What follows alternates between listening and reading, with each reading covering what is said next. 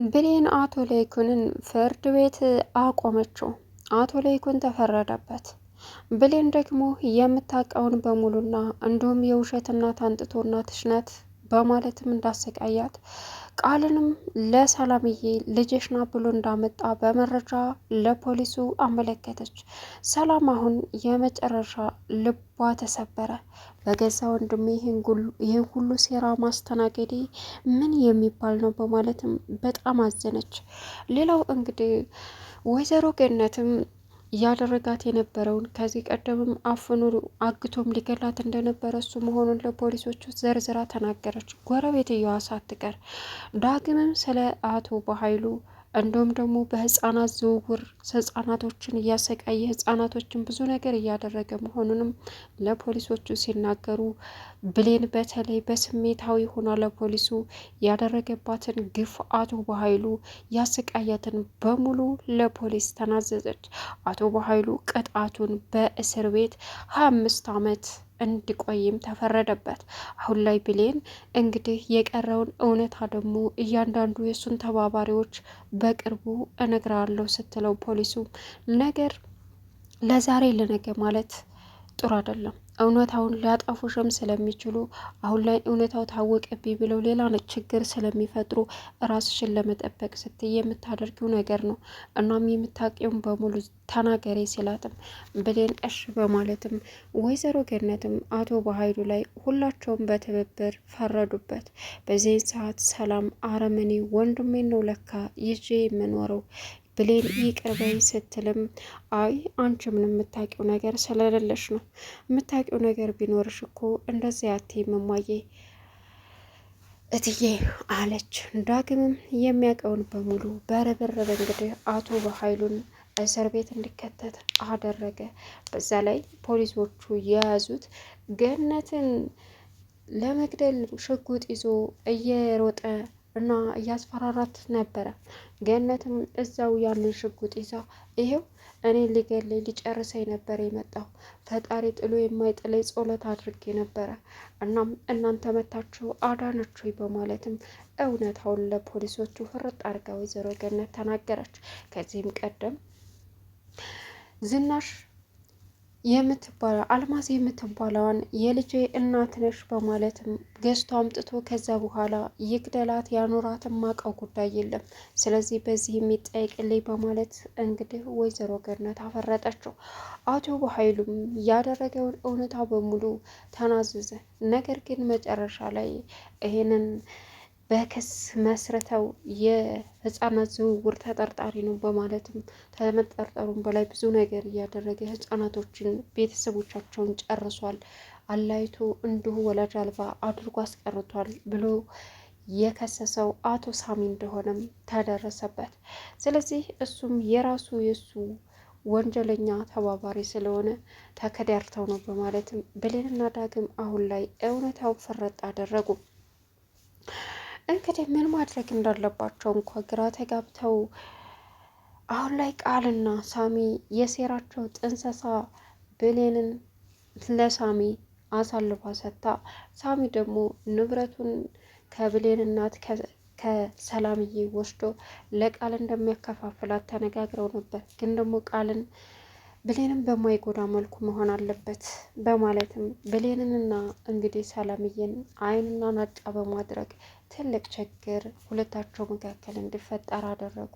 ብሌን የመጨረሻ ልቧ ቢሰበርም ግን ሰላም ብሌንን አሁን አንቺ አጭበርባሪ ያደረግሽውን ነገር በሙሉ ያላወቅኩና ያልሰማው መስሎች ነው አንቺ ባለጌ እያለችም ወይዘሮ ገነትንም በተናገረችው ነገር ወይዘሮ ገነት እንደ ልጄን እንደዚህ ትናገራታለች? እኔ ለልጄ መሆን አያቅተኝም፣ ልጄን እንደዚህ ያስደረግኳት እኔ ነኝ እንዴት እያለች ብቻዋን በምትብሰለሰልበት ሰዓት ነበረ አቶ በኃይሉ ሄዶ ለመግደል ሙከራ እያደረገባት ያለው ፖሊሶቹ ቆርቁረው የደረሱበት።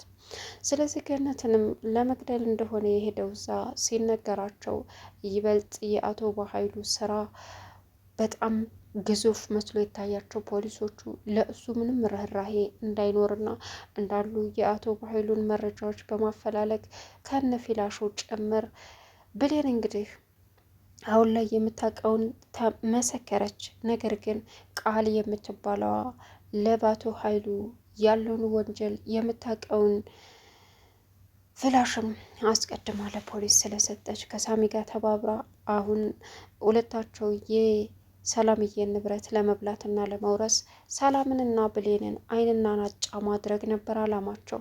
ግን አድርገዋል። ነገር ግን ዳግም አሁን ላይ ከብሌን ጎን ሆኖ ምን ማድረግ እንዳለበት ጠንቅቆ ቢያቅም ሰላምን እና ብሌንን ግን ማስማማት አልቻለም።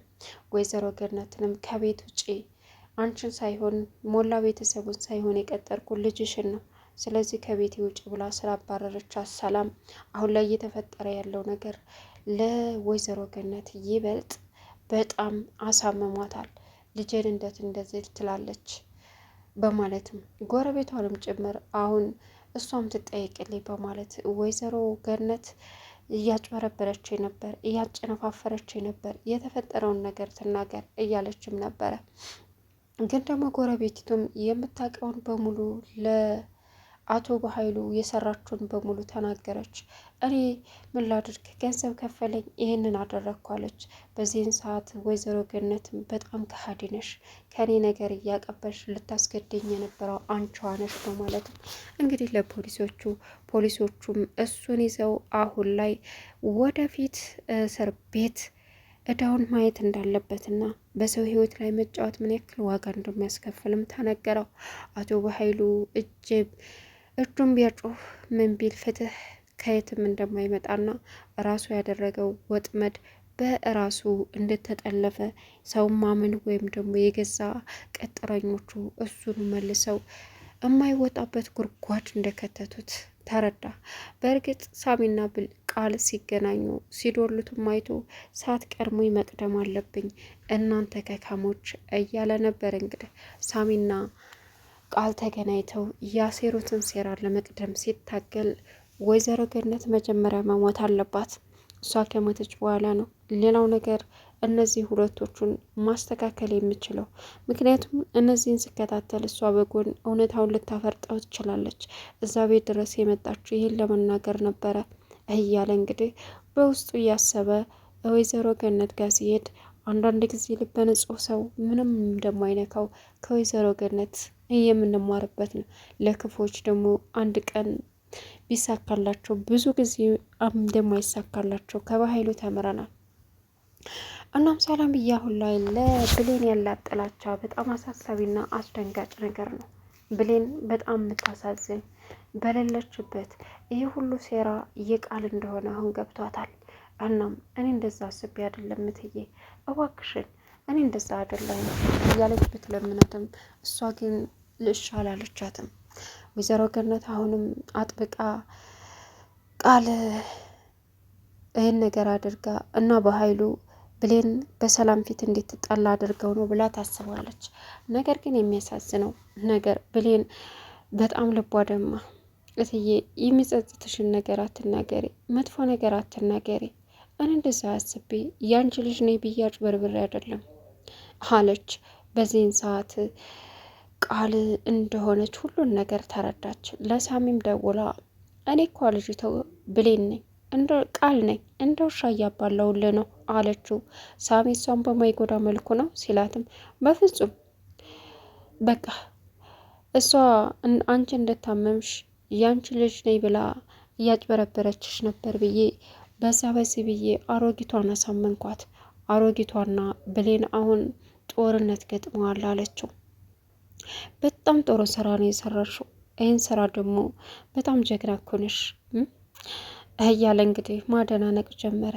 ዳግም አሁን በብሌን ዝምታና እንባ ብሌን የምንነሽብኝ ነው፣ ምንድነው የተፈጠረው ነገር ንገሪ ቢላትም ዳግም ቃል እየተጎነችብኝ ነው፣ ከሰላም ፊት ለፊት ትልቅ ችግር እንዲገጥመኝ እያደረገችብኝ ነው አለችው።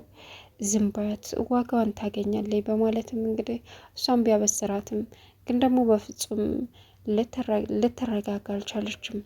ሰላም የተናገረቻን ነገር ገነትንም በጣም የሚያስቀይም ነገር ስለተናገረችባት እንዴት እንደዚህ ልትል ትችላለች?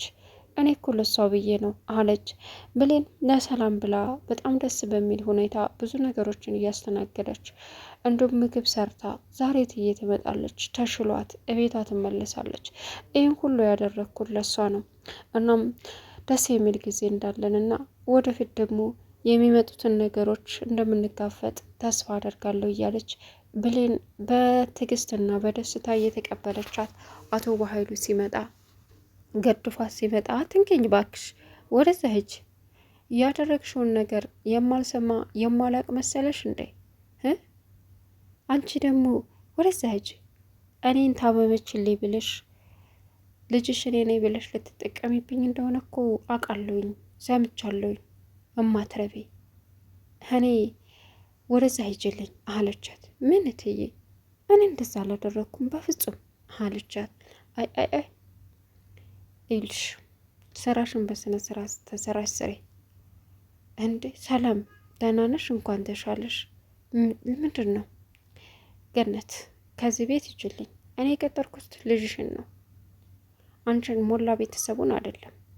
ምን እትዬ ለምን እንደዚህ የሚጸጽትሽን ነገር ትናገሪያለሽ? እባክሽ እትዬ አለች ብሌን። ካልተመቸሽ አንቺን ቤቱን ለቀሽ ውልቅ ልትይልኝ ትችያለሽ አለቻት። ብሌን በዚህን ሰዓት በጣም ልቧ ተሰበረ፣ አዘነችም። እባክሽን እትዬ አለች። ወደዛ ሂጂ ስራሽን ስሪ፣ እጎረምሳ ጋ እንደፈለግሽ ስትጨፍሪ፣ ወንድ ጋ እንደፈለግሽ እቤቴ ስታራግጪ እንደነበረ ያልሰማው መሰለሽ እንዴ? በደንብ ሰምቻለሁ። እሺ እማትረቤ አለቻት።